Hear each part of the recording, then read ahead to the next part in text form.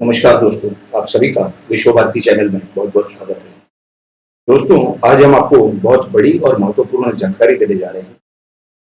कि कल दोपहर या शाम से एक तमाशा चलता रहा है महाराष्ट्र में। पूर्व सांसद किरीट सोमैया, जो भारतीय जनता पार्टी महाराष्ट्र के उपाध्यक्ष हैं, उनके साथ वो एक प्रोटेक्टी हैं, जेड कैटेगरी सिक्योरिटी है उनके पास केंद्र से, और उसके बावजूद उनके साथ बड़ा तमाशा चलता रहा है। तो आम आदमी के बारे में तो क्या कहना है। तो यहाँ पर ये जो हम आपको पूरी जानकारी देने जा रहे हैं, इस विषय में आप सोचिए कि भारत में जो मानवीय अधिकार हैं, मूलभूत मानवीय अधिकार या जो संवैधानिक अधिकार या फिर कायदा व सुव्यवस्था सुव्यवस्था, इसकी क्या परिस्थिति है, कानून व सुव्यवस्था की या कानून व व्यवस्था की, ये आप तय कीजिए। देखिए, जहां पर एक इंसान अगर जीवन भर नौकरी करे सरकार की, तो उसे जो ग्रेचुइटी फंड, प्रोविडेंट फंड इत्यादि मिला के बहुत ज्यादा तो 80 लाख 70 लाख या 1 करोड़ तक हो जाएगा, मिल जाएगा आखिर में सेवा के, और सेवा के अंत में इतना मिल सकता है। और अगर वो क्लास 1 या सुपर क्लास 1 हो तो ये रकम 1.5 से 2 करोड़ तक जा सकती है। लेकिन यहाँ पर विषय छोटी रकम का नहीं है, यहाँ पर विषय है लगभग 98 या 100 करोड़ के घोटाले का। और वो विषय ऐसा है कि इस जो सरकार है महाराष्ट्र में, महाराष्ट्र विकास आघाड़ी, महाविकास आघाड़ी, उनके एक मंत्री हैं, लेबर मिनिस्टर हैं, कामगार मंत्री, और उनका नाम है हसन मुशर्रफ। वो कोल्हापुर के कागल तालुका से विधायक है। किरीट सोमैया जो पेशे से सीए है और उन्हें कंपनियों के कारोबार की पूरी जानकारी रहती है कि कौन सा कारोबार किस तरह से करना, और ये ब्लैक के पैसे व्हाइट कैसे करना, नहीं करना, क्या करना, इसकी भी पूरी ये सब सीए को जानकारी, सभी सीईओ को लगभग जानकारी रहती है। तो ऐसे विषयों में अगर कोई प्रोफेशनल सीए, भले वो कोई राजनीतिक पार्टी का पदाधिकारी हो, लेकिन वो कोई इन्वेस्टिगेशन करता है और कोई बात जाहिर करता है, तो उस घोटाले के विषय में सामने के व्यक्ति का क्या कर्तव्य बनता है कि अगर ये घोटाला नहीं है तो ये घोटाला क्यों नहीं है, वो पैसे कहां से है, इसकी जानकारी दे। इस तरह का कोई प्रकार नहीं चल रहा। उल्टे का, कल जब वो अपने घर से निकलने के जा रहे थे, अपने घर में जो गणेश मूर्ति की स्थापना उन्होंने की थी गणेश चतुर्थी के अवसर पर, तो कल अनंत चतुर्दशी के अवसर पर उन्हें विसर्जन नहीं करने दिया जा रहा था। वहां पर के कोई पुलिस, जहां पर उनका घर है गुरुल में, वहां पर पुलिस जाकर के उन्हें रोक रहे थे, ये कहते हुए कि आपकी जान को खतरा है। अब जान को खतरा है तो पुलिस काय के लिए, फिर वो काय का पगार ले रहे हैं। इस तरह से कुछ 5-6 घंटे का ये प्रकार चला। उसमें महाराष्ट्र विधान परिषद के विरोधी पक्ष नेता प्रवीण दरेकर ये वहां पहुंचे। इन्होंने भी उनसे आदेश की कॉपी मांगी, किरीट सोमैया ने भी मांगी थी, ये कोई आदेश की कॉपी नहीं दे रहे थे। इसके बाद ये अपना गणेश विसर्जन करने के लिए गिरगांव चौपाटी तक गए, और उसी दौरान उन्होंने तय किया कि अब इसमें कुछ ना कुछ करना पड़ेगा। हालांकि इनका प्रोग्राम पहले से था कोल्हापुर के दौरे का, महालक्ष्मी रेलवे की, महालक्ष्मी ट्रेन की इनकी टिकट बुक थी। तो वो जब वो महालक्ष्मी स्टेशन में जाने के लिए गए अंदर, मुंबई के छत्रपति शिवाजी महाराज टर्मिनस में जब रेलवे स्टेशन के अंदर प्रवेश करने गए, तो उस समय वहां पर कुछ अजीब प्रकार हुआ। उसके स्टेशन के बाहर ही इन्हें रोकने की कोशिश की गई। कुछ पुलिस अधिकारी जिन्होंने इन्हें रोकने की कोशिश की, उन्होंने कोई आदेश इन्हें पढ़ के सुनाया, जिसमें कि वो ये बता रहे थे कि ये जो आदेश है ये कोल्हापुर के जिलाधिकारी यानी कलेक्टर का है, डिस्ट्रिक्ट मजिस्ट्रेट का है, जिसमें उन्होंने कहा है कि इन्हें मुंबई से बाहर न निकलने दिया जाए। ये तो हो नहीं सकता, क्योंकि कोल्हापुर के जो डिस्ट्रिक्ट मजिस्ट्रेट है या जो कलेक्टर हैं, उनकी अख्तियारी सिर्फ वहां तक ही है, वो उसके आगे उनका कोई संबंध नहीं आता। जब किरीट सोमैया जी ने वो कॉपी मांगी, तो वो कॉपी इन्होंने, पुलिस वालों ने फाड़कर फेंक दी। इस तरह का बयान अपने प्रेस कॉन्फ्रेंस में किरीट सोमैया ने आज सुबह दिया है। उन्होंने दूसरी भी जानकारी बताई कि जब वो आगे थाना स्टेशन पहुंचे तो भी उन्हें पुलिस अधिकारी ट्रेन में आए और उन्हें रोकने की कोशिश की गई, उन्हें मनाने की कोशिश की जा रही थी, क्योंकि उनके साथ में एक केंद्र सरकार का घेरा रहता है, क्योंकि वो जेड कैटेगरी के प्रोटेक्टी हैं। तो सेंट्रल पुलिस फोर्सेस जो हैं उनके बचाव के लिए हमेशा रहते हैं, तो उन्हें वो कुछ नहीं कर पाए उस समय। उसके बाद वो जब गाड़ी आगे चल के सातारा स्टेशन पहुंची, तो सातारा स्टेशन पर वहां पर भी बहुत हंगामा हुआ, और वहां पर पुलिस अधिकारियों ने उन्हें मनाने की कोशिश की कि कोल्हापुर नहीं जाए। उस विषय में उनके पास आदेश है कि कोल्हापुर में इनके आने के लिए प्रतिबंध किया गया है। वो जा रहे थे कागल पुलिस स्टेशन, वहां पर उनका जो कानूनी अधिकार है उसका जो शिकायत है वो दर्ज करवाने के लिए घोटाले के विषय में हसन मुशर्रफ के खिलाफ। लेकिन उसके पहले वो वहां पर जो महालक्ष्मी मंदिर है वहां पर माता अंबाबाई के दर्शन लेने के लिए वो जा रहे थे, वो भी उनका अधिकार है और ये सब अधिकार से वंचित रखने का प्रयास किया गया। जब कराड़ स्टेशन आया तो उन्हें उस आदेश की कॉपी दी गई, जिसके बाद उन्होंने कहा कि मैं किसी भी प्रकार का कानून व सुव्यवस्था का भंग हुए इस तरह का नहीं चाहता, मेरी कोई इच्छा नहीं है। और वो कराड़ स्टेशन पर उन्हें उतार दिया गया ट्रेन से और उसके बाद वो कराड़ में ही उन्होंने लगभग सुबह के 9 बजे एक बड़ी प्रेस कॉन्फ्रेंस ली। तो कहने का मतलब ये है कि उसमें उन्होंने पूरी जानकारी दी। उन्होंने ये बताया कि वहां पर एक कारखाना है कोल्हापुर में, गडिंग्लज नलावड़े साखर कारखाना है, नलावड़े गडिंग्लज साखर कारखाना यानी शक्कर का कारखाना, जिसमें 100 करोड़ के घोटाले के पैसे आए होने की उन्होंने जानकारी दी। इसके सिवा जो सेनापति घोरपड़े संताजी कारखाना है उस विषय में उन्होंने पहले ही खुलासे कर दिए थे कुछ दिन पहले प्रेस कॉन्फ्रेंस लेके, लेकिन अब इन्होंने एक और ये खुलासा कर दिया और उसमें उन्होंने कहा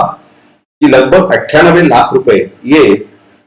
किसी वेस्ट बंगाल से या कोलकाता के शेल कंपनीज के द्वारा आए हुए हैं और ये इनकी बेनामी संपत्ति है, किसकी, हसन मुशर्रफ और उनके जमाई की। तो इस प्रकार का खुलासा उन्होंने किया और उस विषय में उनका कर्तव्य था और अधिकार था कि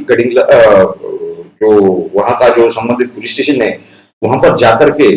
वो उसकी तकरार दे, उसकी शिकायत दर्ज कराए। दोस्तों, उन्होंने ये भी बताया था कि लगभग 3 दिन पहले उनके इस दौरे के कार्यक्रम की जानकारी ये जो सेंट्रल एजेंसीज है उन्होंने कोल्हापुर के जो जिला अधीक्षक हैं, कलेक्टर, डिस्ट्रिक्ट मजिस्ट्रेट इत्यादि एसपी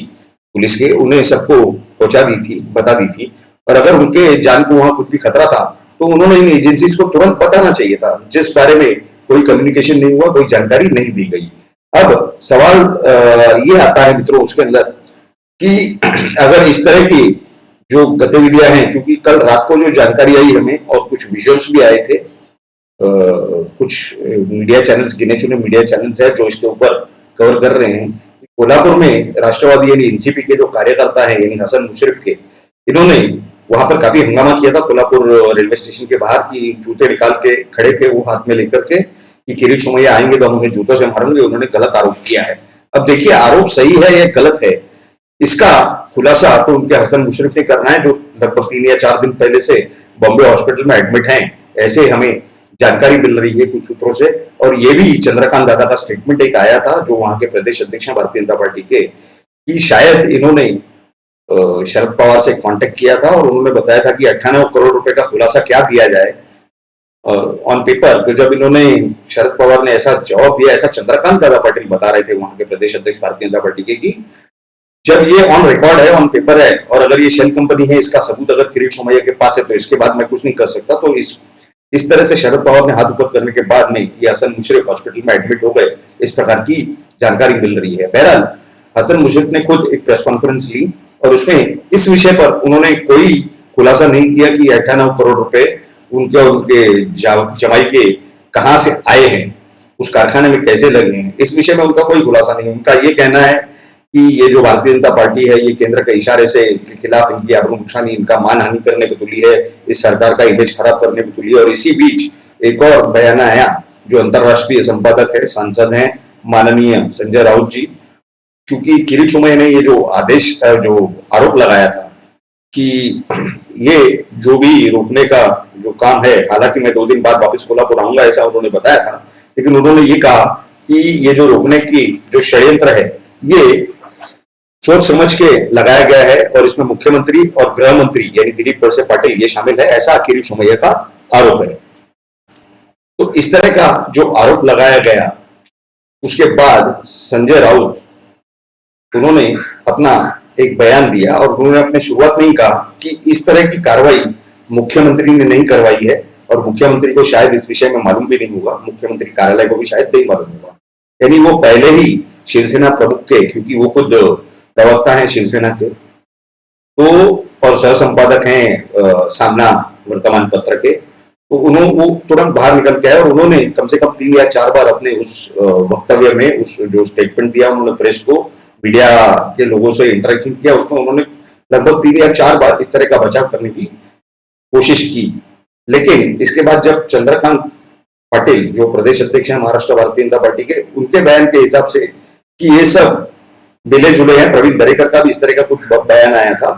कि तेरी भी चुप मेरी भी चुप, हम बताएंगे नहीं। अब ये गृह मंत्रालय के लिए, गृह मंत्री के लिए कि वो स्पष्टीकरण दे कि ये जो भी कार्रवाई की गई ये सिर्फ गृह मंत्रालय की तरफ से की गई, गृह मंत्री की तरफ से करवाई गई, या फिर इसमें मुख्यमंत्री कार्यालय और मुख्यमंत्री शामिल थे या नहीं थे महाराष्ट्र के। तो देखिए दोस्तों, यहां पर ये एक बड़ा सवाल आ रहा है कि महाराष्ट्र में जिस तरह से एक जेड कैटेगरी के प्रोटेक्टी को रोका गया, जबकि वो अपना कानूनी जो अधिकार है वो अमल में लाने जा रहे थे, तो इसमें आम इंसान के बारे में तो क्या कहना। यानी अब ये सवाल पैदा हो रहा है, मीडिया वाले भी पूछ रहे हैं और कई सारे जो पॉलिटिकल एनालिस्ट हैं या लीगल एक्सपर्ट्स हैं उनके बीच में भी ये चर्चा अब शुरू हो चुकी है कि क्या महाराष्ट्र में कानून और व्यवस्था की क्या परिस्थिति है, कानून व सुव्यवस्था, कायदा व सुव्यवस्था है कि नहीं, जो मानवीय अधिकार है यानी ह्यूमन राइट्स वो है कि नहीं, या फिर एक तरह का जो संविधान के द्वारा दिया गया संवैधानिक अधिकार है फ्रीडम ऑफ मूवमेंट का, वो भी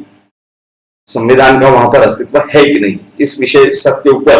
चर्चा शुरू हो चुकी है। इसका पूर्ण विराम तभी लगेगा जब महाराष्ट्र के गृह मंत्री सम्माननीय दिलीप वळसे पाटिल वो कुछ वक्तव्य देंगे या मुख्यमंत्री उस पर आकर के कुछ बयान देंगे, स्पष्टीकरण देंगे कि क्या हुआ क्यों हुआ। लेकिन इस बीच आपको एक और जानकारी दे दें कि आने वाले सोमवार को यानी 27 तारीख को किरीट सोमैया ने ये जानकारी दी है कि आने वाले 27 तारीख सोमवार को वो एक बहुत बड़ा खुलासा करने वाले हैं कि सम्माननीय मुख्यमंत्री महाराष्ट्र के सम्माननीय उद्धव ठाकरे जी, इन्होंने कुछ घोटाला किया है जिसमें कि 19 बंगलों के विषय में इन्होंने अपने पत्नी श्रीमती रश्मि ठाकरे के नाम पर करवाए हैं, वो घोटाले के तहत हैं और इस तरह की कुछ अंदाजे जानकारी उन्होंने दी है। और उस विषय में वो 27 तारीख को इन बंगलों को देखने, विजिट करने जाएंगे, इंस्पेक्शन करने जाएंगे। और इस विषय में और एक और उन्होंने बात बताई है कि 30 तारीख को 30 सितंबर 2021 को जो कि गुरुवार आता है, उसमें ये जो अजीत पवार का जयरेंडेश्वर कारखाना है वहां पर भी वो विजिट करेंगे। अब देखना ये है दोस्तों कि क्या इन्हें ये सब जगहों पे जाने से रोका जाता है या इन्हें जाने दिया जाता है, जो कि एक मानवीय अधिकार है। ये इतने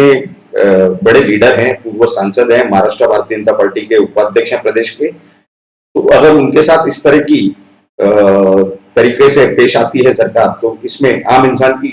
क्या लायकी है, क्या परिस्थिति है, क्या पोजीशन है, ये देखना और सोचना बहुत जरूरी है। इस विषय पर आप जरूर सोचिए, देखिए, जानकारी दीजिए और आपकी जो भी राय है वो इस वीडियो के नीचे अपने इस कमेंट बॉक्स में जरूर आपकी राय हमें दीजिए। आप सभी को अगर इस वीडियो का कंटेंट अच्छा लगा हो तो आप जरूर इस वीडियो को आपके सभी दोस्त, मित्र, रिश्तेदार सभी के साथ शेयर कीजिए, आपके जो अड़ोसी पड़ोसी हो उनके साथ शेयर कीजिए। और अगर आपने अब तक हमारे इस चैनल को सब्सक्राइब नहीं किया है तो इसे जल्द से जल्द सब्सक्राइब करें और सब्सक्राइब के बाजू में जो बेल आइकन का बटन है उस पर क्लिक करके ऑल नोटिफिकेशन यानी सभी नोटिफिकेशंस को ऑन कर दीजिए, ताकि आपको हमारे सभी वीडियोस की, एपिसोड्स की जानकारी तुरंत प्राप्त हो सके और आप सही से जानकारी तुरंत पा सके। आप सभी लोगों ने इस वीडियो को पूरा अंत तक देखा, इसके लिए आप सभी का बहुत बहुत धन्यवाद। भारत माता की जय। जय हिंद।